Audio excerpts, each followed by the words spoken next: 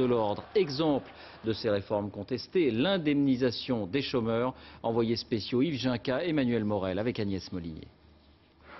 Chaque jour depuis un an, Luis Miguel Rodriguez cherche du travail. Ces 7 derniers mois, cet ingénieur expérimenté n'a pas trouvé le moindre job. Père divorcé, il vit avec 950 € par mois, le maximum. Si je n'avais pas mon allocation chômage, ce serait impossible de vivre. Il y a bien des organisations caritatives qui fournissent de la nourriture, mais ce n'est pas une vie. Sans allocation, je m'en sortirais pas. Aujourd'hui, ils sont 3 200 000 Espagnols à en bénéficier. Un système parmi les plus généreux en Europe. Du coup, le gouvernement a décidé d'endurcir les conditions.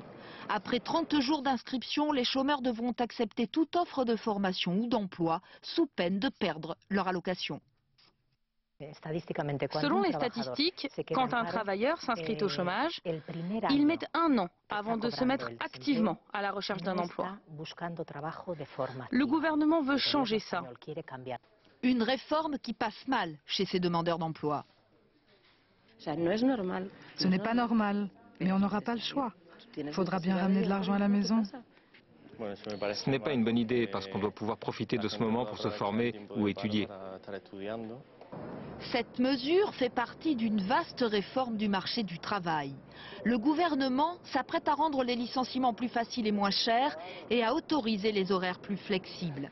Pour le patron des patrons madrilènes, c'est exactement ce qu'il faut à l'économie pour redémarrer. Cette réforme va nous mettre en situation d'être aussi compétitifs que les autres pays européens.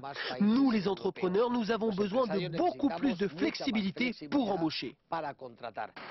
Ajoutée à un train de mesures d'austérité, cette réforme a valu hier au gouvernement socialiste espagnol sa première grève générale.